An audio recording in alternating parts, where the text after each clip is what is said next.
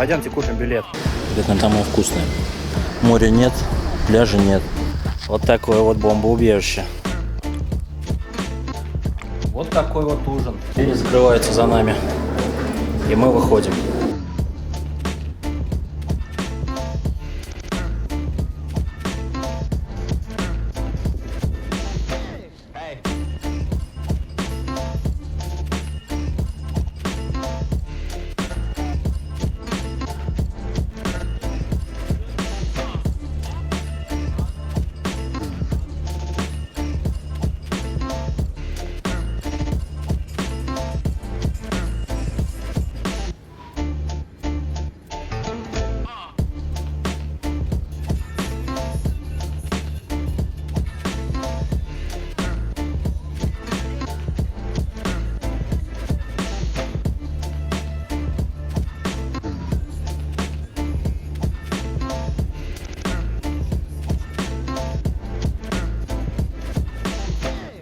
Нам покупаться не удалось, поэтому взяли маршрутное такси и приехали на рыбзавод.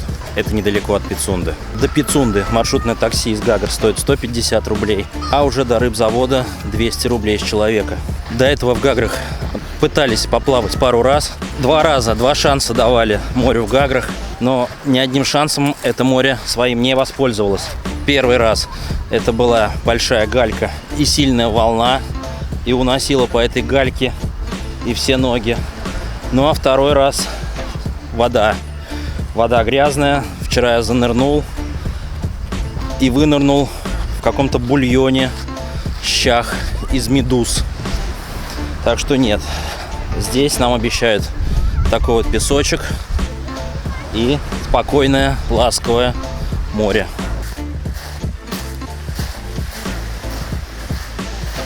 На протяжении пляжа на рыбзаводе автокемпинги. Просто люди приезжают с палаточками, здесь живут. Как раз тот переход мы видим галечный пляж и заход в воду переходит уже в песчаный пляж. В Абхазии есть песчаные пляжи. На пляже рыбзавода есть такие вот катамараны. Можно взять покататься. Можно арендовать вот такие вот домики с шезлонгами. Там полежать, почилить.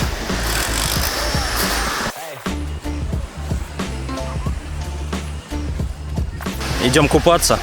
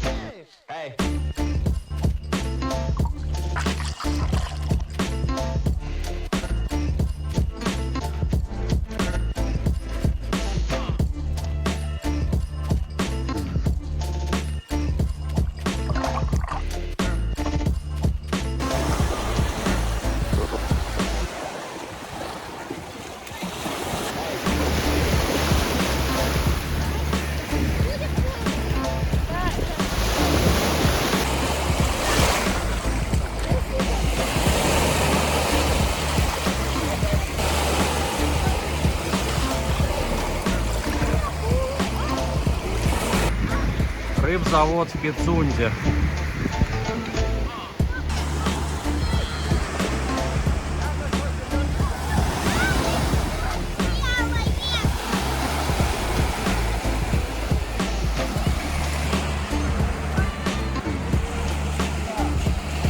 Получается, что смысла из Гагры уезжать никакого нет в Пицунду, исключительно для того, чтобы покупаться.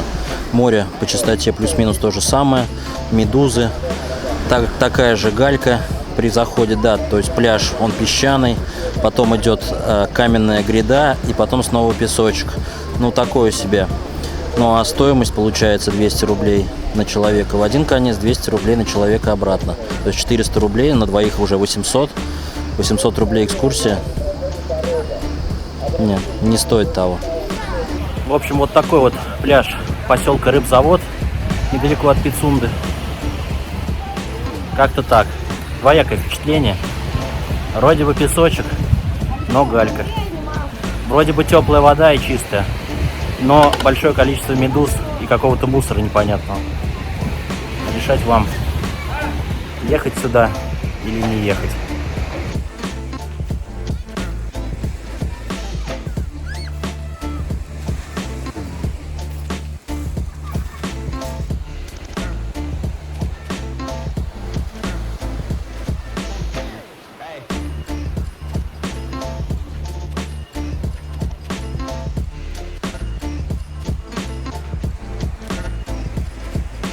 Мы были на пляже в Гаграх, Пицунда, Гудаута. Сейчас пляж поселка Рыбзавод, близ Пицунды. И не нужно уезжать и ездить по всей Абхазии, искать себе лучший пляж и лучшее море. Его не будет. Приехали в Гагры, сидим на пляже в Гаграх. Приехали в Гудауту, купаемся и ходим на пляж Гудауты. То же самое Пицунда. Ну и Рыбзавод стоит, наверное, все-таки особняком чуть-чуть. Но специально, конечно, сюда не стоит ехать. Вот точно не стоит тратить деньги, время. Если уже сюда прилетел, как говорится, осел здесь, вот, тогда да, тогда сюда ходить, купаться. Но специально сюда ехать точно не нужно. Не будет здесь ни Мальдив, как говорят, Рыбзавод, пляж, абхазские Мальдивы. Да нет, конечно, даже близко нет. Я бы остановился и купался именно там, куда я приехал. И не ездил бы, и не искал, потому что всегда везде будет все одно и то же. Плюс-минус. Где-то лучше пляж, где-то чище море. Но в целом впечатление оно одинаковое. Что там, что здесь, что в Гаграх, что в Гудауте, что в Пицунде, что в поселке Рыбзавод. Никакой разницы нет.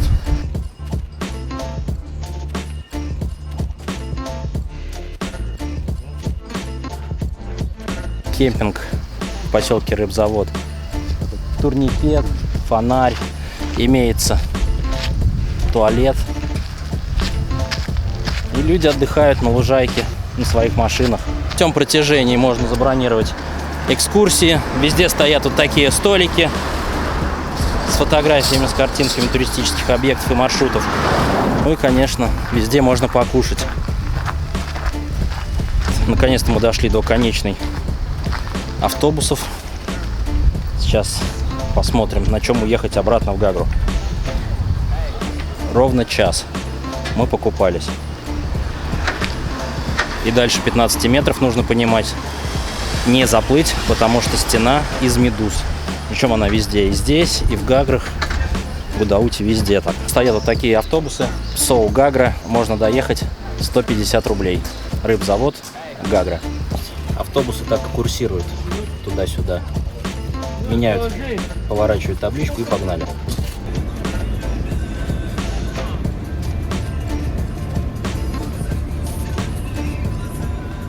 Суп-лапшу.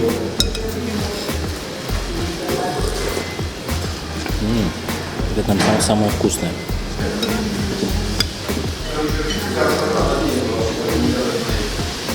Да, суп-лапша самая вкусная. Это называется жаркое по-домашнему. Мясо, жареная картошечка и овощи.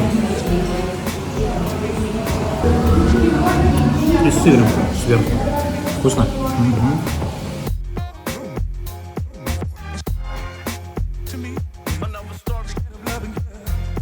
Афонская пещера, очередь в кассу.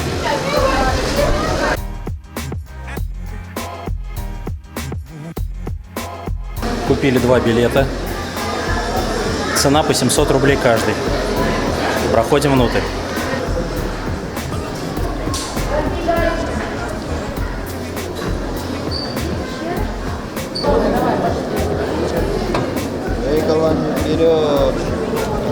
А вот и поезд.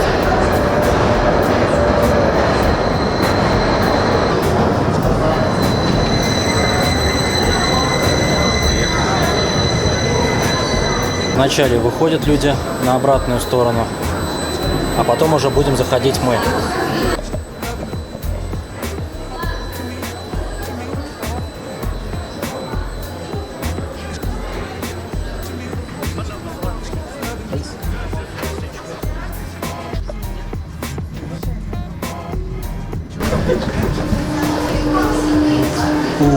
маршрута, а? Какая прохлада прям.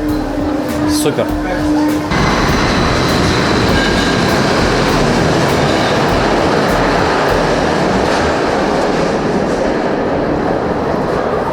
Одели кофточки, чтобы было потеплее. Добрый день, уважаемые гости. Добро пожаловать в подземные дворцы. Зал Анакапия. И за мной подземное пещерное озеро. Такие своды пещеры интересные.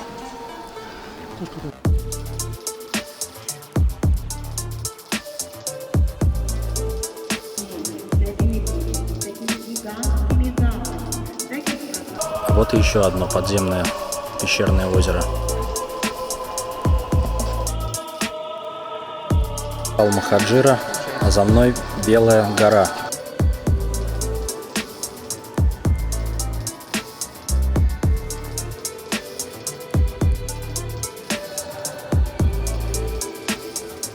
Белая гора из кальциевых отложений, а вот там вот наверху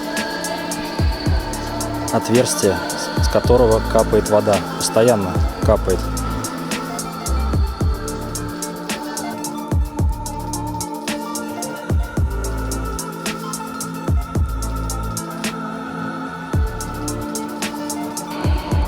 Сейчас спускаемся еще глубже в пещеру по мосту, самому длинному пещерному мосту в мире.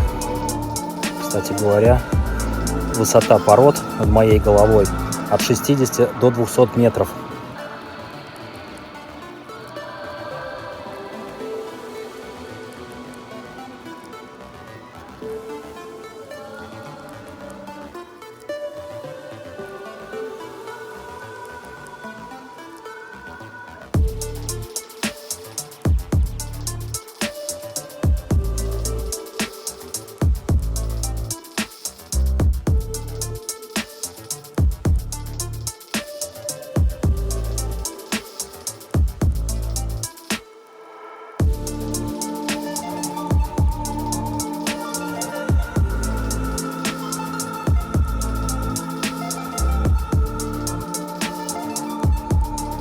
Третий зал Нарта.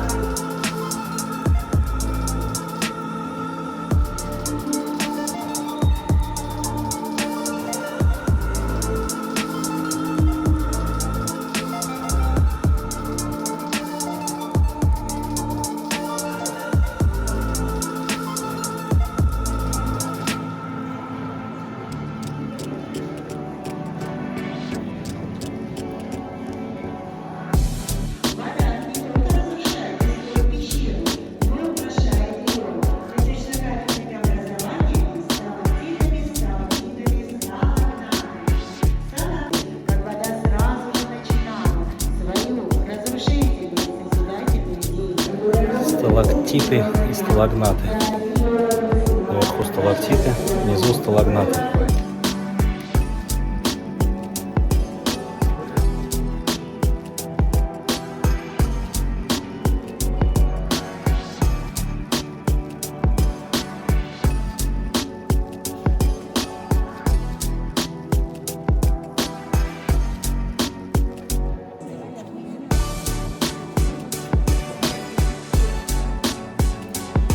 Вот такие вот они, сталагмиты. А еще есть вот такие вот сталагмиты. Сверху сталактиты. Мы находимся в пятом зале. Пятый зал Апсны. Царский зал.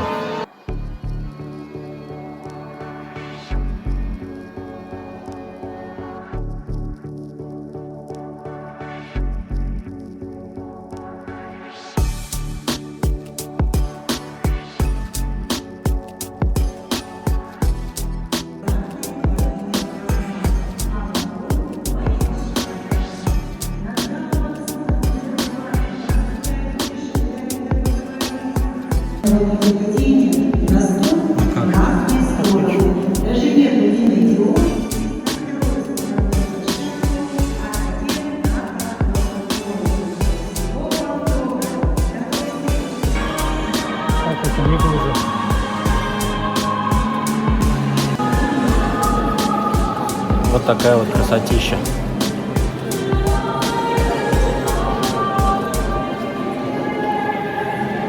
Красота неописуемая. Царский замок. Апсны. Двери закрываются за нами. И мы выходим. Вот такие вот тоннели вырублены.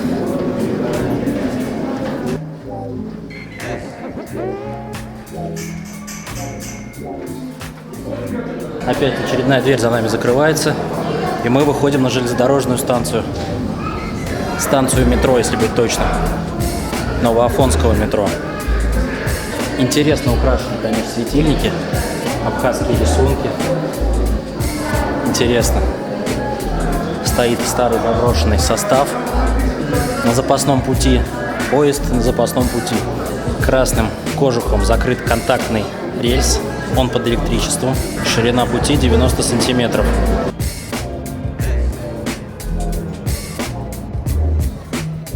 Входим в первый вагон. Второй вагон. Неважно. Пещера. Вообще благ.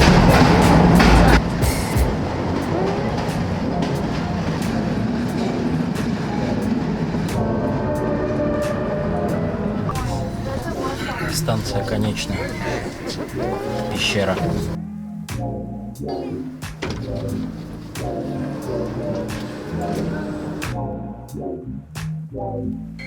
В вестибюле пещера. Вот такая вот интересная мозаика. Абхазские мотивы.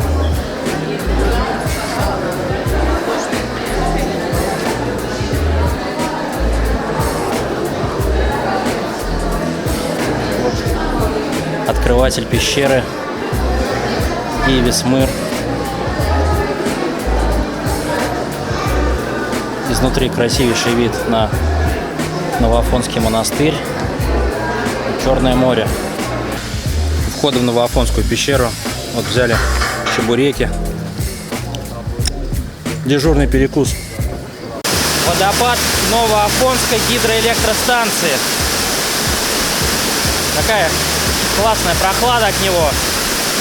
Сырцинская гидроэлектростанция была возведена в 1902 году и проработала до 1935 года. Поднимаемся сейчас к вершине водопада и пройдем по мостику. Вот он, водопад, его самая верхняя точка. С другой стороны от водопада находится пруд вот с такими вот катамаранами. Ну а сейчас с железнодорожной станции Псырска мы продолжим наше изучение Абхазии, но уже на железнодорожном поезде. Пойдемте купим билет.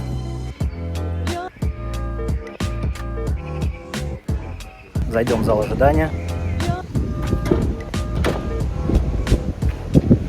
Зал ожидания закрыт, кассы заблокированы, на дверях висит замок.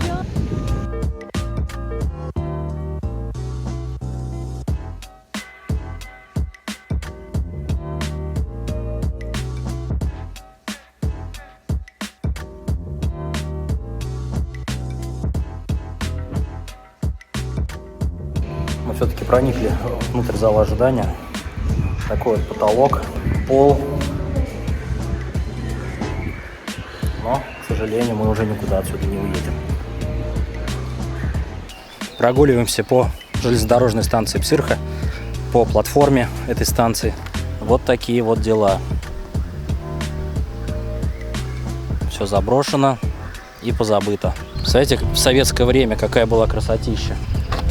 Горная речка, такие вот вазоны, пальмы, опоры наружного освещения, вот такие вот были красивые, просто сказка.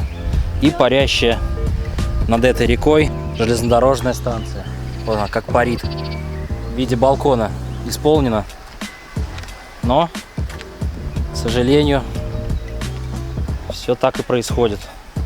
Война перечеркнула всю былую красоту.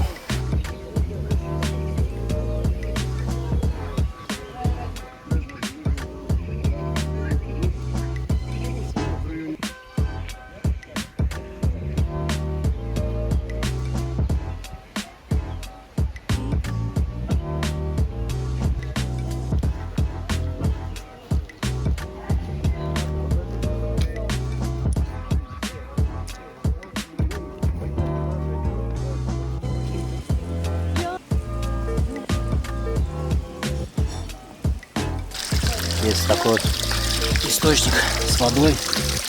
Можно умыться, напиться холодной ключевой водицей.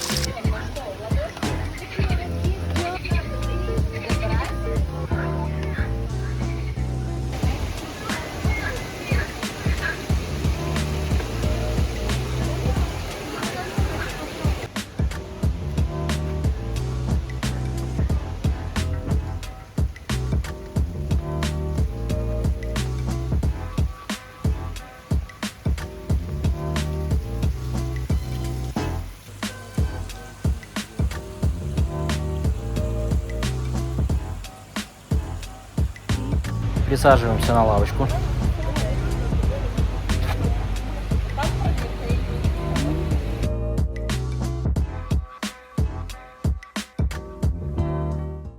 Входим на территорию Нового Афонского монастыря. Посмотрим, что там внутри.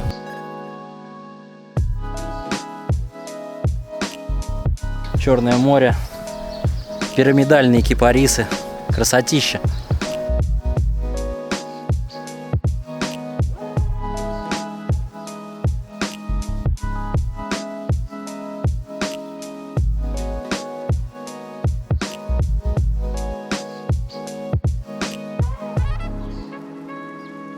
Заходим внутрь.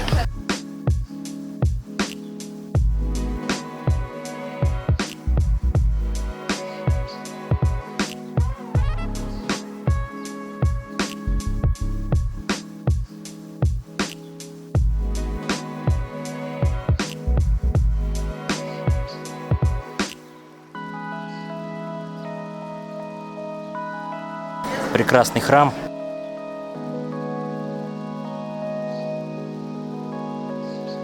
Ходим внутрь.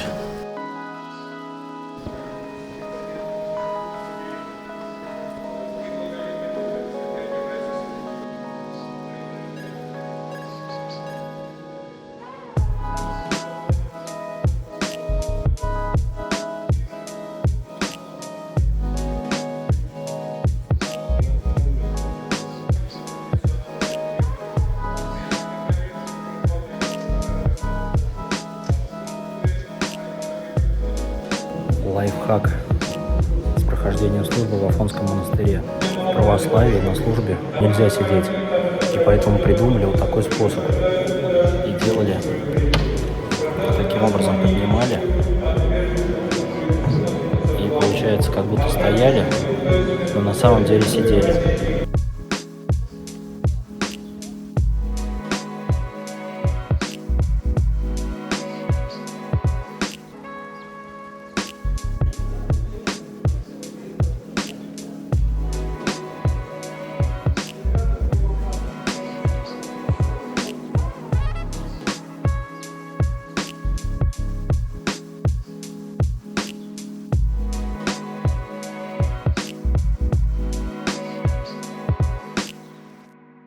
Прогуливаемся по Новому Афону. Прекрасные кипарисы. За моей спиной остановка «Волна» в Новом Афоне. Дипломная работа знаменитого Зураба Церетели. Можно пройти внутрь этой волны. Такие своды, очень интересно сделано.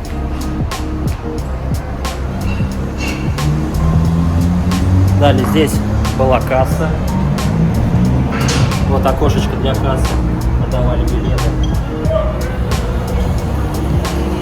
Ну и волны. Пол тоже усеян мозаикой,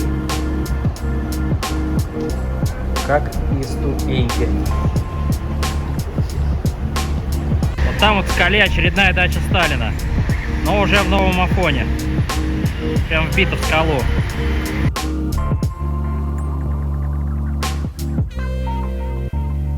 Мы находимся на очередной даче генералиссимуса Иосифа Виссарионовича Сталина. Прямо здесь недалеко располагается мужской Новоафонский монастырь. Не так давно мы с вами были на даче Сталина на берегу озера Рицы. Там внизу видели все. Одной из 5 дач. Это уже вторая. Вот такие виды открываются с летней террасы, с балкона дачи Сталина. прекрасный вид на Черное море.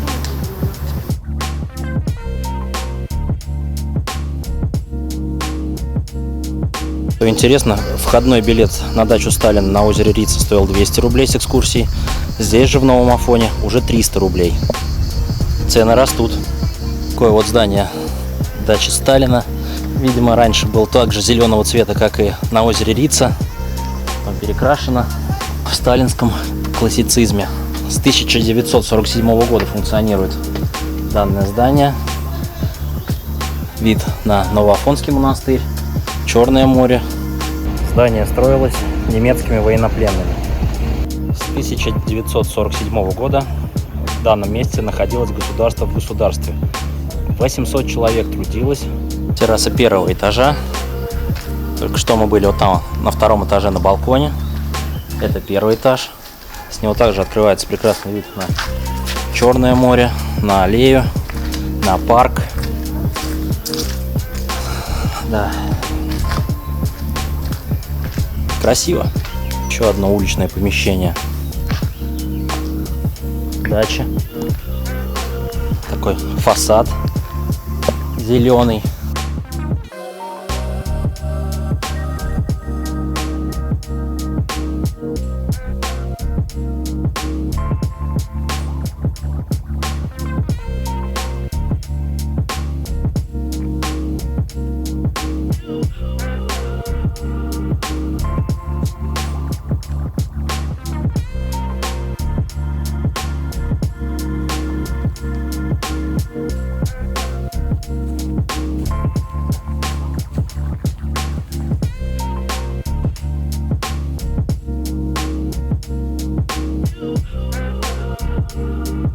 Вот так шла дорога, как раз такой извилистый серпантин от моря непосредственно сюда, к зданию дачи.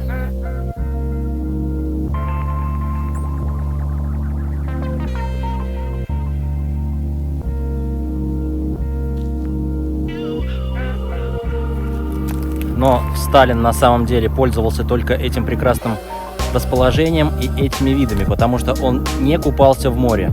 Вся вода, которой он пользовался, ванна набиралась из моря, закачивалась, и он принимал ванны в морской воде. Да, он прогуливался по набережным, дышал морским воздухом, но не купался. Идем внутрь дачи Сталина в Новом Афоне.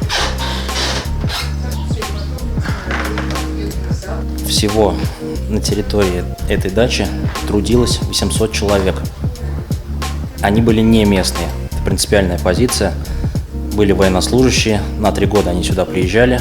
Потом их распределяли уже по остальной части Советского Союза. Все было очень секретно. Пианино действующее, работающее, но расстроенное. В спальне вот такие кровати. Можно почувствовать себя генералиссимусом. Конечно, соответствующий запах уже затхлый. Смотрите, как интересно.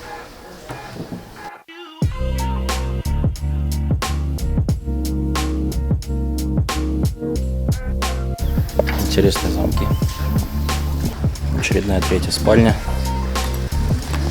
Можно посидеть вот так вот на кресле, почилить.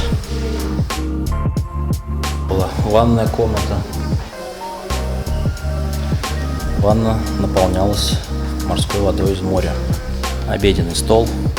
Сталин сидел вот на этом месте, напротив картины с видом сибирского леса.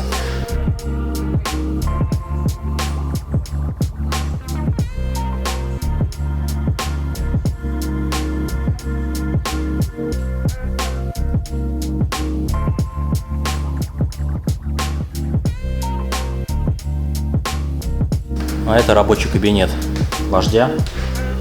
Здесь телефон. Можно позвонить. Алло. Конечно, ничего уже не работает. А эти 2 картины подарил даче Брежнев Леонид Ильич.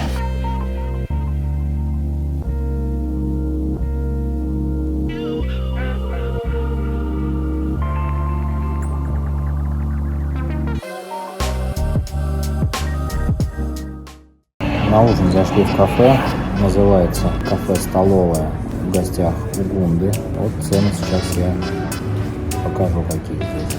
При заказе от 3000 бутылка вина в подарок.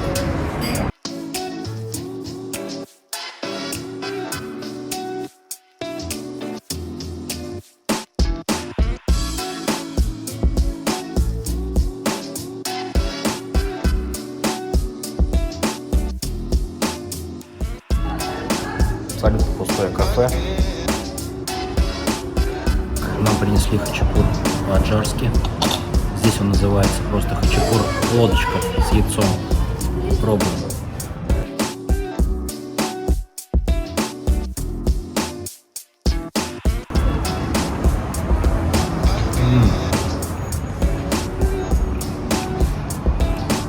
Вкуснятина. Малыга с сыром и фасолью. Пробуем.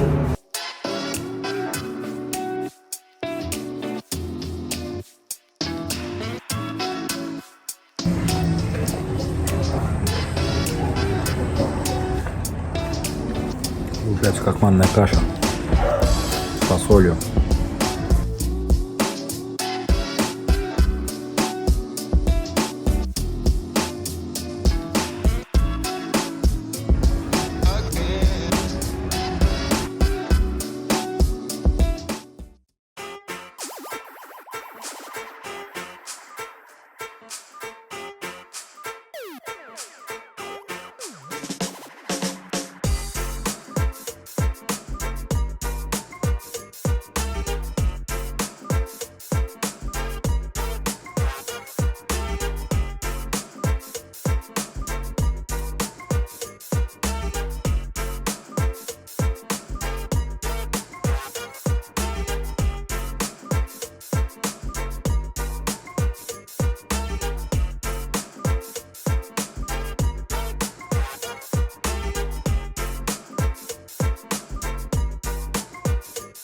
Ни одна экскурсия в Абхазии не обходится без дегустационного зала. Пойдем посмотрим. Дегустационный зал называется Шато Бамбора. Гудаутский район, недалеко от Гудауты. Вот видим, такая бутылка стоит прямо на дороге. Мимо проехать невозможно.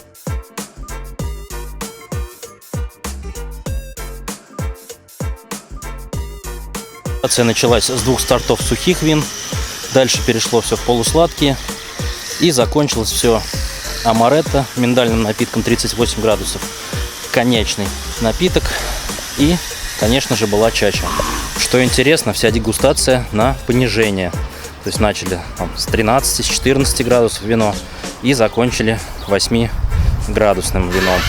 Ну а потом 38, коньячный напиток, на амаретто похожий по запаху. И чача 55 градусов. Такие волны. То вино пошло вниз до 8, с 14 до 8, а потом опять с 8 градусов 38 и 55. Да, что же останется в голове после этого?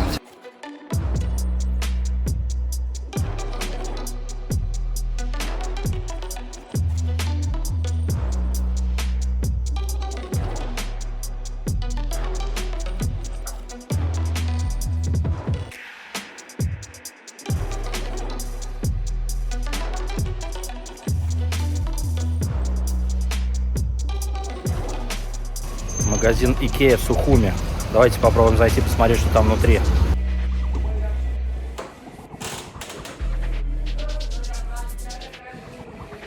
Вот такой вот магазин Икея в Сухуми.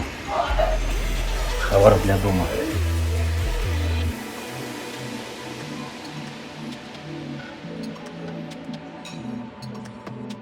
Сухумская столовая.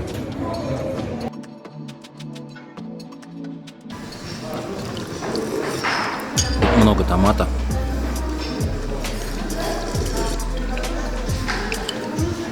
Очень горячий. Своеобразный вкус. Это зеленые щи. Съедобный, вкусный. В горах поднялись над Сухумом в питомник обезьян. Вот питомник. Обезьянки в клетках. Ну, все как всегда. На территории питомника вот такие вот разрушенные, но очень ранее богатые здания с парком, с красивейшим, но уже тоже заброшенным. Дом весь в лианах. Здесь, видимо, какие-то лаборатории были. Плитка.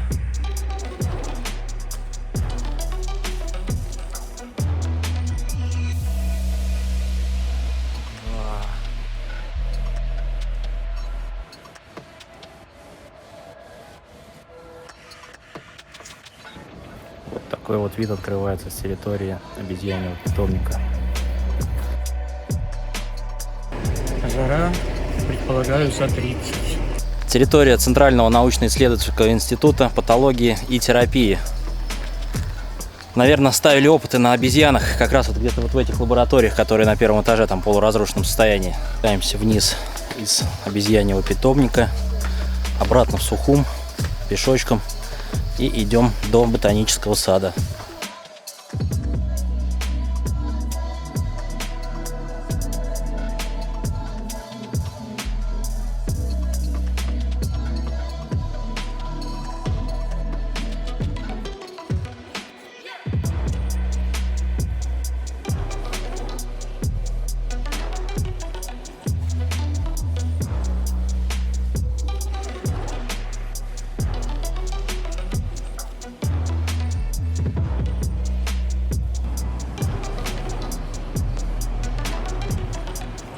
Железнодорожная платформа.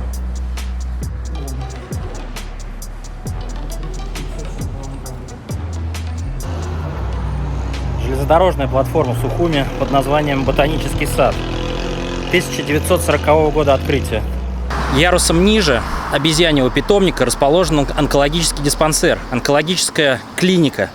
И есть у меня такое предположение, что именно раковые онкологические болезни изучали на обезьянах и внедряли это лечение уже в этой клинике. Вот такие вот улицы Сухума, тоже асфальтировано, благоустроено. И те дома, которые отреставрированы, конечно, они выглядят прекрасно. Но есть дома, вот вдалеке, например, прям видно дырки от пуль, отверстия от пуль во время вооруженного конфликта, во время войны оставлено. Вот дальше там то же самое.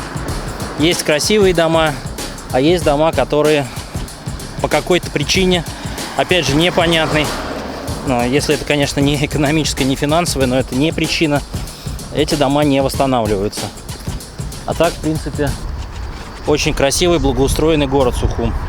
Аллеи олеандров различные. Вот ограждение ботанического сада. Вход в Сухумский ботанический сад. Такая колоннада. Прекрасный ухоженный парк. Никого нет. Мы одни. Одни во всем Сухуме, такое ощущение, потому что прям тишина. А если устали в знойный летний день, можно посидеть на лавочке, отдохнуть, помечтать, понаслаждаться морским бризом.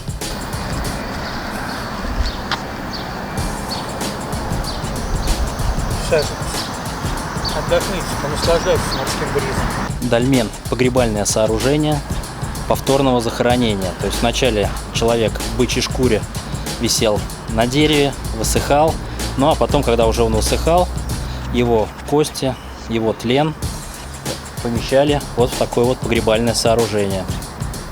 Пробка, отверстие и внутренняя камера.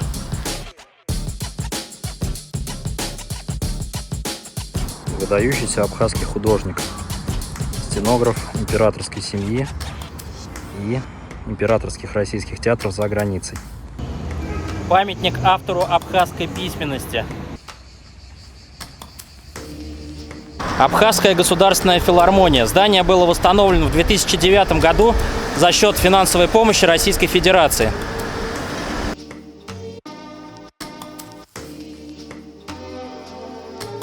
Комфортно гулять по безлюдным улочкам Сухума, паркам, скверам и площадям. Идем к администрации президента Абхазии. Вот по пути виднеются вот такие вот оборонительные сооружения. Видимо, это дзоты.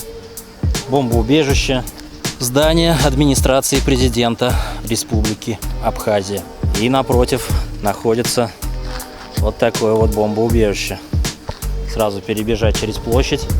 Затем начинается дождик. Такой теплый дождь, субтропический. Ну, посмотрим, что будет дальше.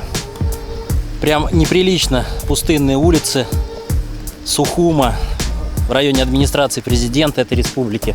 Вот она, набережная, прекраснейшая, ухоженная, красивая. И никого нет опять. Опять мы одни. Как же так получается? Все туристические объекты, все достопримечательности мы посещаем в полном одиночестве. Но это хорошо. Аллея флагштоков и центральный парадный вход в администрацию президента Республики Абхазия. Мы передвигаемся на набережную Черного моря. Набережная называется Махаджиров. Это жители Абхазской республики, жители Абхазии, которые были насильно угнаны из своей родной страны в Турцию турками во время русско-турецкой войны. В честь них названа эта прекрасная Черноморская набережная в Сухуме.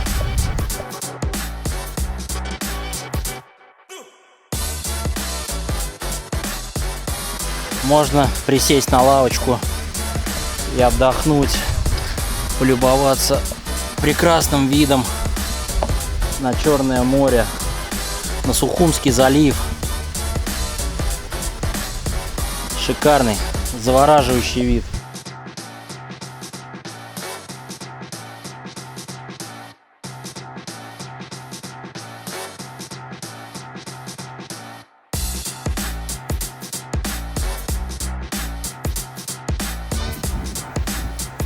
Огромные бесстыдные эвкалипты на набережной Махаджиров бросили кору.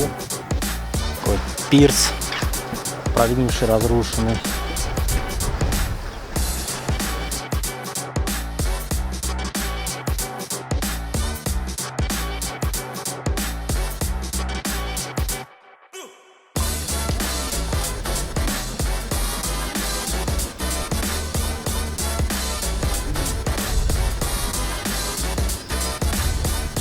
Сухумская колоннада. Давайте прикоснемся к истории, как мы любим. Вот такие вот колонны, колоннады. Вот еще есть колонны этой же колоннады. Прекрасно. Прекрасная набережная, прекрасный город, прекрасная колоннада.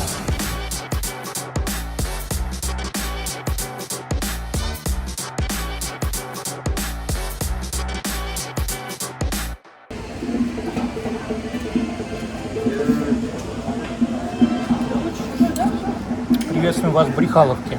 Приглашаем на кофе по-восточному, изготовленное на песке. Пробуем кофе на песке в Брехаловке.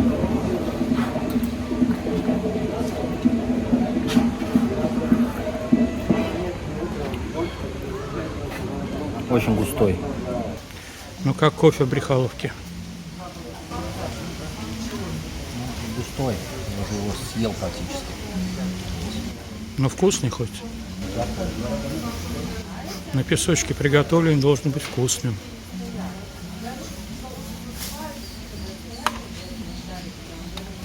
Пойдем дальше изучать набережную Сухума. Пошли.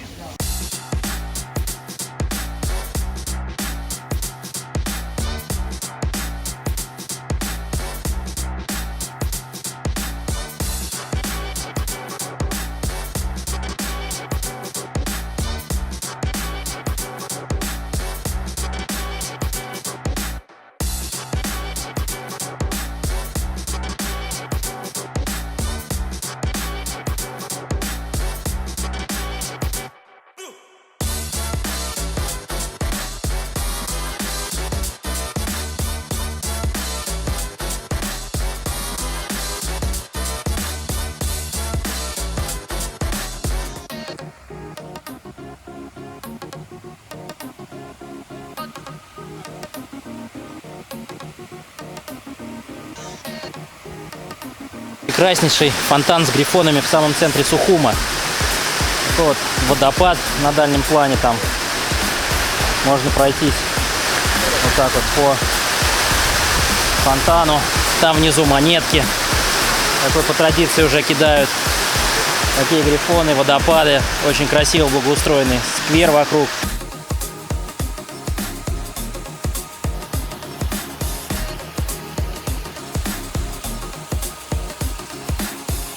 Ни одна абхазская свадьба не обходится без посещения этого места.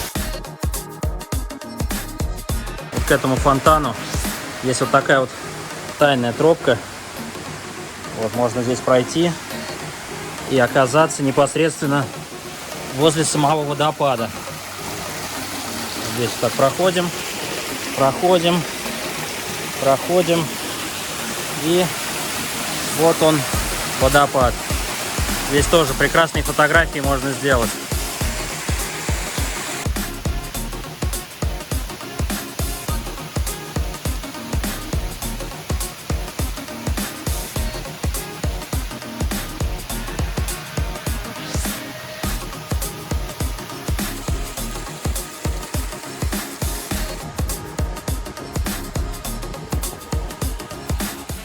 Здесь же на площади фонтанов с грифонами находится Абхазский государственный драматический театр имени Чанба.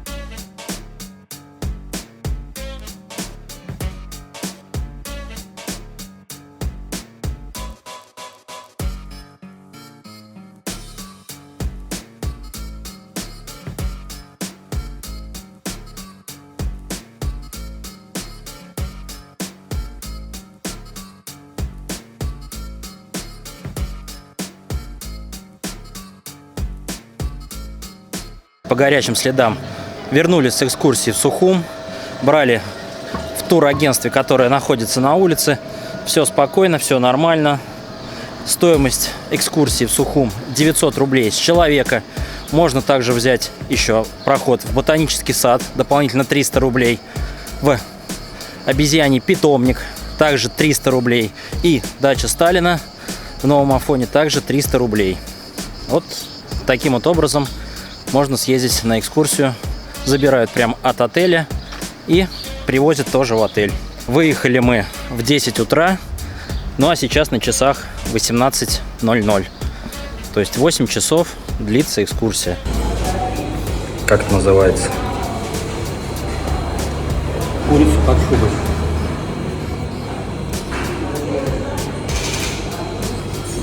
Необычно. Картошечка. Такая тушеная. Дальше курица, овощи, сыр. Все прилично.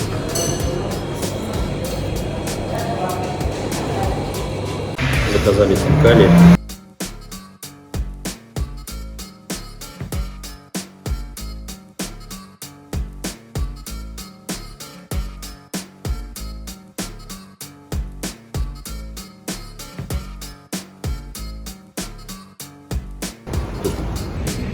Вот и заканчивается наш отпуск в Абхазии, в Гагре.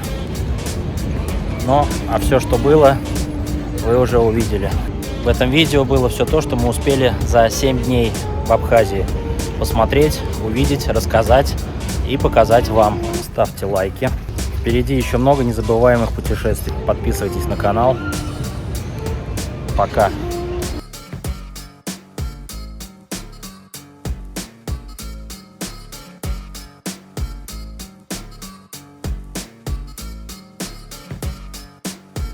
Так, мы уезжаем домой, вышли из отеля, пришли на остановку, сейчас ждем маршрутку. На ней должно быть написано ПСОУ. Поднимаем руку, едем, цена должна быть, но это не точно, 150 рублей. Ровно 30 секунд на остановке, и мы уже в автобусе. едем на границу.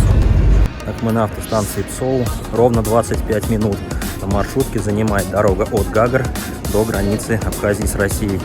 Идем дальше. 15 минут проходили паспортные процедуры на границе.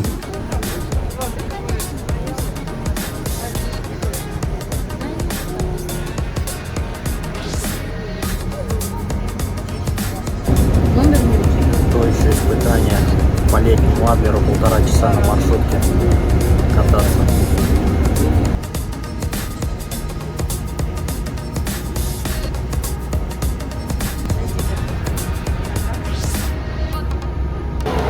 «55 минут покатушек по Адлеру, и мы в аэропорту». Все соразмерно стоимости. Заплатили 150 рублей, доехали за 25 минут от Гагр до Псоу. За 15 минут бесплатно прошли границу. И за 30 рублей 55 минут катались по Адлеру. Так что чем дешевле, тем дольше и хуже. Кстати говоря, от Гагр до аэропорта групповой трансфер 500 рублей, а такси в районе 3000 рублей.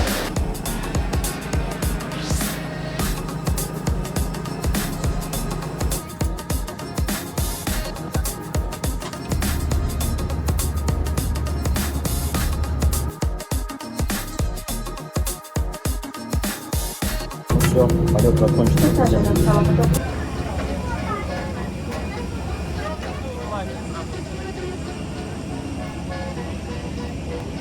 Завершилась наша поездка. Если коротко, то Абхазия очень-очень сильно понравилась. Нужно побывать хотя бы один раз, посмотреть все достопримечательности, но, к сожалению, Абхазия – это не про море. Это про хороший климат, про красивые горы, про изумительные достопримечательности, но не про море. Потому что вода грязная, с примесями, все время плавают какие-то палки, ветки, какая-то грязь, мошки и, конечно, медузы. 10-15 метров отплываем от берега, и просто стена, вот этот кисель, компот, салат из медуз. Поплавать невозможно. Еще и галька.